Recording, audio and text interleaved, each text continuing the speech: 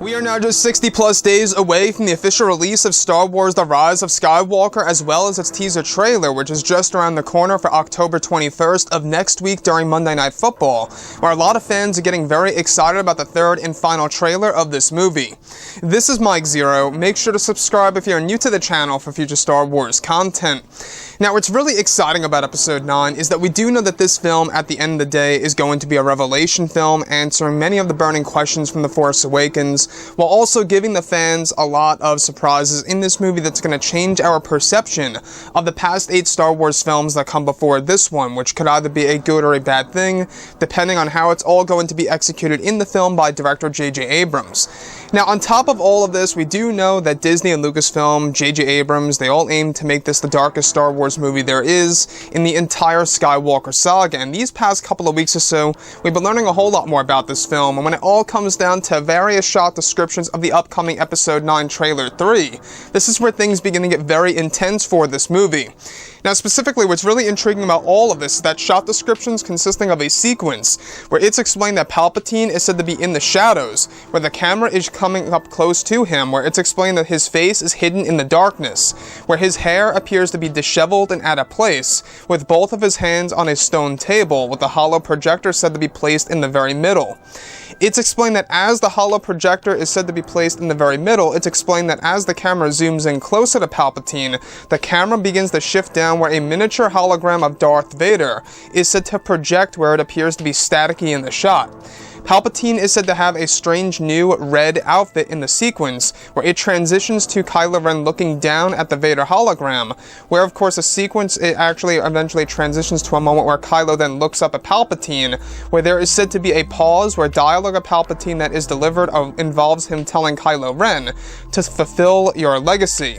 While this all happens, it's explained that a revised track of Palpatine's theme plays over the shot.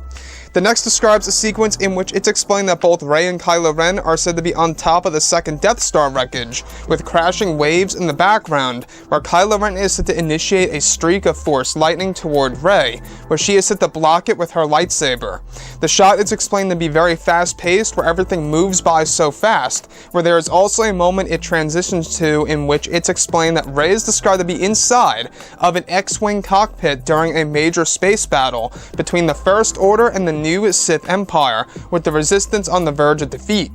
It's implied that Rey is flying Luke's X-Wing from the original trilogy. So let's go over a couple of parts about this and as to why this is not only very nostalgic, but also something very action-packed for the overall story. I want to go over 2 key parts about this that excite me the most. That is, of course, Palpatine's new look. Now, it's explained that in this particular shot, where his face is mainly hidden, it's actually said that he has disheveled hair that's basically out of place. Now, for the first and second acts of Episode 9, the type of Palpatine that we will be getting is a Palpatine in a very weakened state, and he wants something from both Rey and Kylo Ren. Now, from the leaks that we have gone over is that he's eventually going to use Rey and Kylo Ren as a battery, if you will, right? Using their energy in order to rejuvenate himself. So that's going to be a very interesting side, and also taps into his new Force power called Force Conduit.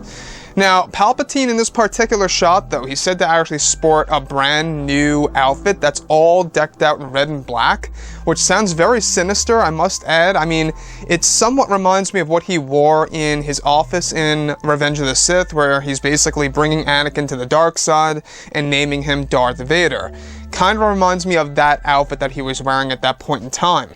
Now, with that being said, Palpatine is said to actually project a Darth Vader hologram in front of Kylo, a miniature hologram, where dialogue of Palpatine is said to be delivered to Kylo Ren, talking about Kylo Ren to fulfill your legacy. Obviously, his legacy is connected to Darth Vader's, hence fulfilling Darth Vader's legacy as well. And what I like so much about this is that this is yet again giving us a new version of Palpatine, giving us a little glimpse of Darth Vader, giving us a little drop of nostalgia there, and at the same exact time showing us the alliance between both Kylo and Palpatine becoming a thing in this movie that is actually going to be a major component of The Rise of Skywalker, so look forward to that. Now, the other piece that I think a lot of fans are going to be very puzzled over is, of course, the sequence in which Rey is said to have Luke Skywalker's X-Wing as she's flying through a major space battle between the First Order and, of course, the new Sith Empire. So basically, Palpatine's new empire is fighting the First Order in a major space battle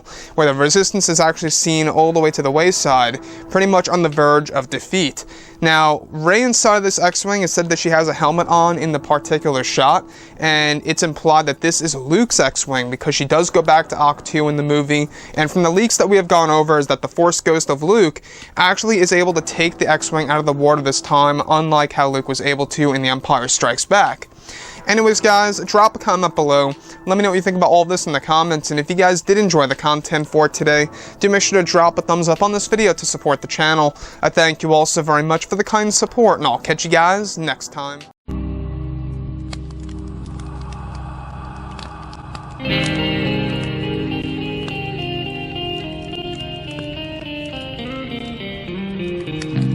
Gun in hand, we are alone again. From night to